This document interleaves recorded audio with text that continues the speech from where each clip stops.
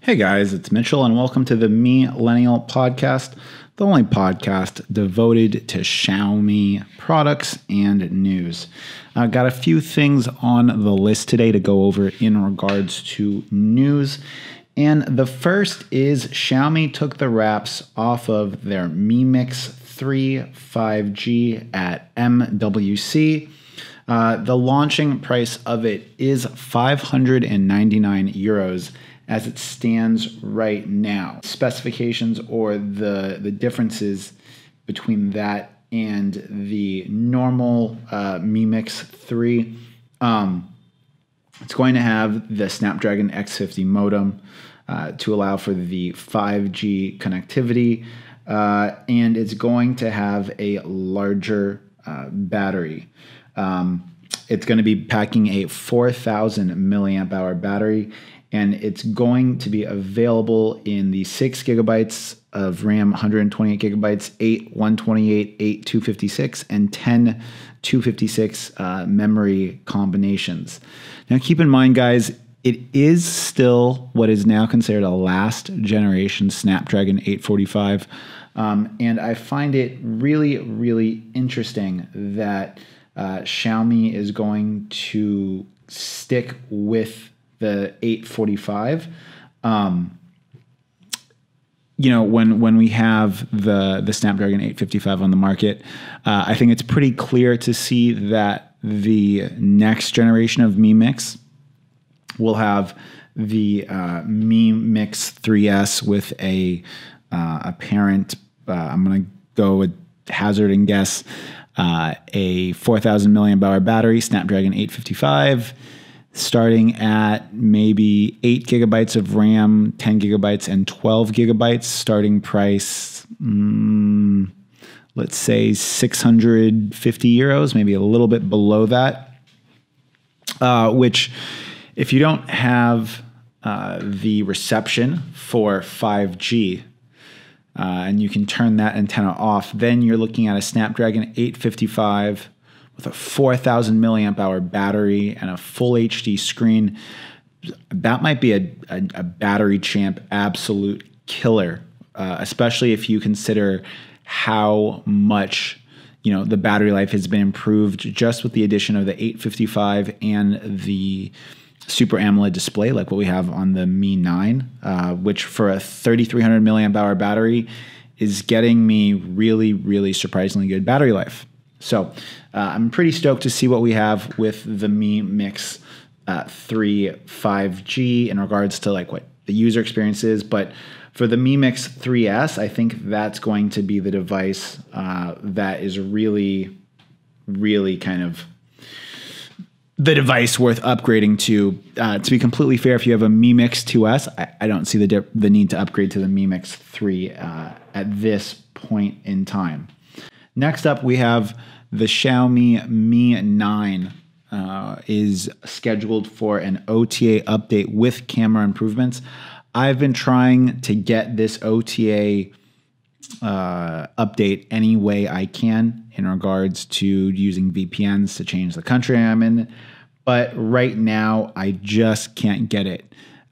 It'd be weird for me to need a VPN for China so I can like fake that I'm in China, especially being that I'm so close to China. That'd be really funny.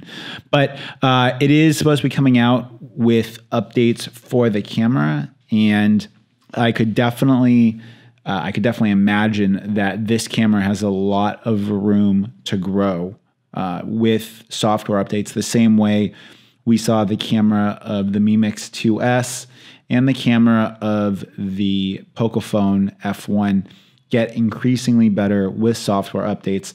The Mi 9 is so new that I wouldn't be surprised if we see some drastic software updates that give us a lot of added functionality. In regards to other news, we have the Xiaomi USB-C, USB-A dual charger with the 30-watt total power delivery hitting the shelves.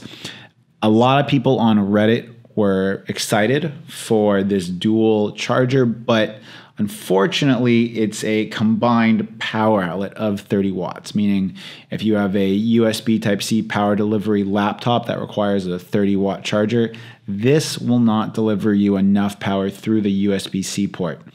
It's kind of similar to what I have with my USB Type-C charging hub from Xiaomi.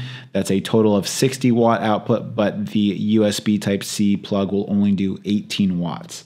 A bit of a bummer, but with how cheap this dual charger is, I could totally see this being an item that people would pick up just to have a more future-proof AC outlet. Next up on this list of things that we have to talk about today is we have a ton of features that are going to be coming to us in MIUI 10 and MIUI 11. And this list of things that's slated to be improved on is really pretty impressive to see. Okay, so in regards that Xiaomi is bringing currently to current MIUI devices on MIUI 10, new option to view lock screen with face unlock feature instead of directly unlocking the device and accessing the home screen. And this was actually something I touched on with the Poco F1. When I was using it to listen to music, I turn it on, my face would unlock it, and instantly I'm into the phone, even if I just want to change a song. New sound effects, who cares? Software-based Dolby sound effects, so some type of improvement to the sound output of them. Face unlock and fingerprint scanner working simultaneously. I think this would be interesting to see on the Mi 9. Enhanced interface optimization to remove virus scan reminder. Anything to give me less notifications on the phone, I'm a fan of. Enhanced power saving mode. Cool. Wake up display with voice commands. That would be great on the global version to be able to access Google Voice Assistant. Clean up all selected items with one-click command. Not sure what they are referring to. Preset function for timer. Album privacy options for videos in gallery. Pretty cool. Global night mode, which I guess would be forcing night mode for most of the apps on the phone. Vertical text while editing photos. Small, but it's great. Displaying charging status and battery percentage on the screen. Again, all this stuff, I'm a fan of seeing them adding these features and addressing user concerns. Now, features to be made available in future MIUI builds. Automatically deleting the installation package after the app gets installed. New ways to open the game toolbox to reduce fast touch. Recycle bin access inside of photo album. Support for image cropping for 18:9 display. Improved app permission management. Enhanced voice activated shutter. Child mode. Support for Bluetooth stereo while gaming. Display of emergency contacts on lock screen. Better traffic management. Lock unlock interface beautification. It would be interesting to see what they are planning to give us for the lock screen and like lock screen stuff. Xiaomi's considering many other features of MIUI. Here are some of them. So these are not dedicated, or these are not determined to come out yet, but some of the things that are considered include read and delete options for messages in the drop-down notification menu. Add default settings in settings. Setting different SIM for different contacts. Integration of Mi Pay and third-party payment, which is great on the Mi 9 because it has NFC.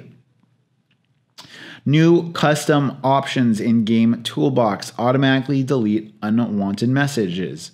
Photo editor access inside of image notes.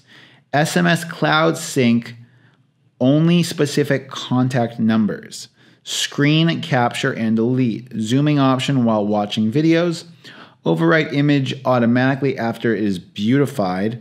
Video stitching. Voice broadcast for alarm notes while the alarm rings. And then view traffic consumption by hour for mobile hotspots. So a bunch of just little added functionality that Xiaomi wants to bring to their current devices and bring in future updates. And this is something that is, in my opinion, The fact that Xiaomi is being so transparent about the stuff that they're looking to bring into devices, to me, I really, really like the amount of transparency that it brings.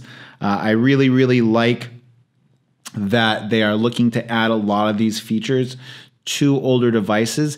And even if Xiaomi isn't the first to update the Android version, the fact that they're still looking to bring features to older devices through software is something that in an age of lockdown iPhones and kind of Google's specialization of the Android experience on Pixel devices, it's great to see that Xiaomi is having such an all-inclusive, let's just add as much functionality as we can to our operating system, which for some people they like it, for some people they don't. For me, anytime that we're seeing added features coming to older devices, it's something that I cannot help but be a fan of. Last and not least, I wrote a pretty long-winded not blog post. I guess you'd call it a blog post because it's up on my blog.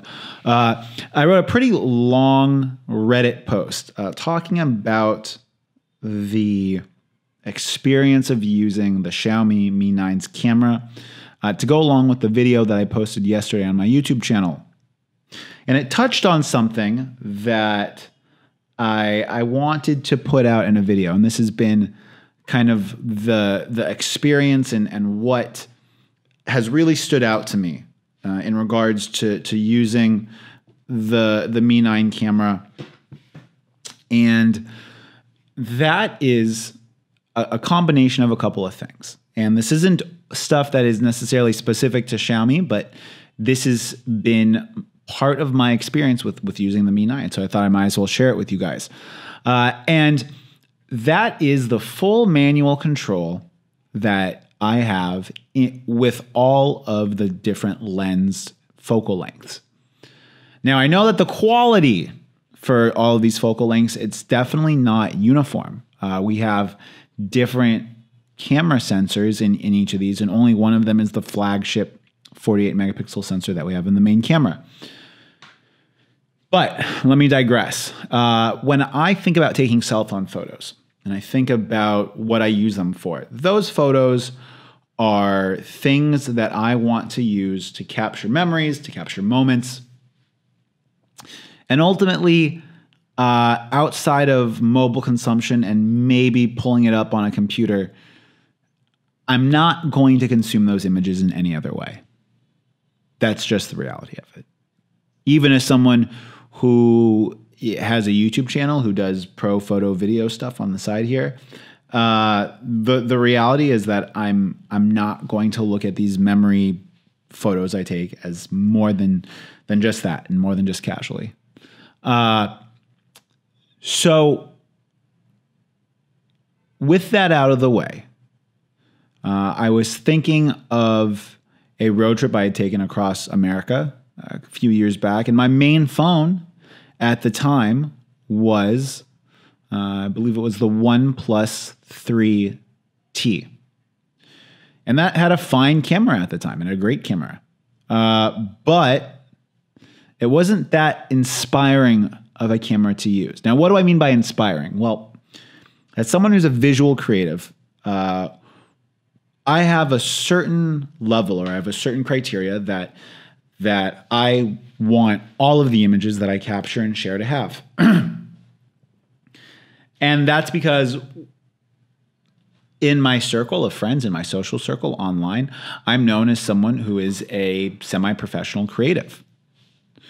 So for me to just make a vacation video where I hold the phone out and do something is not really, it's not really part of the media that I put out. Because people that I'm friends with on Facebook expect to see me being more expressive with the type of media and content that I put out.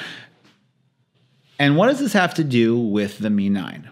Well, having a device that gives me a certain level of inspired creativity and flexibility in regards to composition, to framing, and into creating an image that at least can transmit the message that or part of the message that I have in my head. To me, it's important because it's really, really frustrating to always be stuck at like one focal length, let's say. And because more often than not, even with using creative framing or creative composition, I can't create the image that I have envisioned in my head. It's that simple. And I want you guys to understand that this is why I have a podcast, so I can talk about these types of things and talk them out. And for those that want to hear it, fine. But I know a lot of people are going to skip this episode at this point. But back to the Mi 9 and the triple camera and the full manual control. When I am using the Mi 9 to take pictures, or when I'm walking down the street and I want to capture something, having the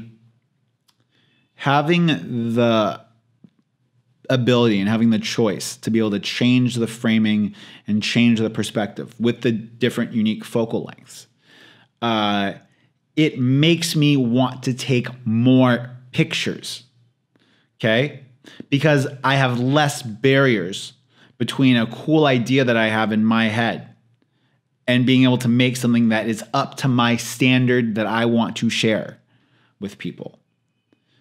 And the quality of each camera might not be the greatest, and the quality of the cell phone camera might not be the greatest. But being able to use the focal lengths and the composition to show people or to illustrate to people, hey, this is the perspective that I have that I wanted to share. And this is unique. And then I can try to color it and do whatever I want to it to make it more fit whatever my goal is. And that freedom, that flexibility to do that, it doesn't make the Xiaomi Mi 9 a better camera objectively, but subjectively, you are going to want to take more photos with it if you are a creative individual. Just because you can use the full manual control. You can do custom white balance, right? You can do 32-second long exposure. And if you want to go photograph the moon out in the middle of nowhere or the stars, you could do that. So it makes it a camera that for creatives, it's going to be inspiring to use. For tons of other people, the Xiaomi Mi 9 might not be that great of a camera. But if you're someone like myself who is used to carrying an interchangeable lens camera, and you're used to you're used to using a regular cell phone with maybe a medium lens and a telephoto lens, or only having the wide and then the ultra wide, having those three distinct focal lengths is really, really inspiring. And it's something that I think adds a lot of value to the Mi 9 as a media creation device. Also, because all of these settings get saved, if you have a home studio and you're trying to sell stuff on eBay and you get settings dialed in to photograph products, you can repeat that stuff over and over and over again. So it allows it to be a much more useful tool than something like, let's say, the Google Pixel 3 that has little to no manual control over the camera. So that's just kind of a perspective that I had that I feel like not a lot of other people necessarily could share or could relate to. And I would like to ask anyone else that listens to this podcast, if you have a cell phone that has 3 cameras, that has 3 different focal lengths, what has been your experience using it? And if you think that I am totally full of shit for liking the 3 unique focal lengths or thinking that the Mi camera is great, or you think my reasoning behind it is bad, let me know why. Explain yourself. I would love to hear from you. Go ahead and use the comment section down below. And as always, guys, I want to thank everyone that supported me and used my affiliate links. Until next time, guys, it's been Mitchell on the Millennial podcast, coming to you from Hanoi. And if you want to go ahead and check out my other YouTube channel about living in Vietnam, I'll have that linked in the description down below.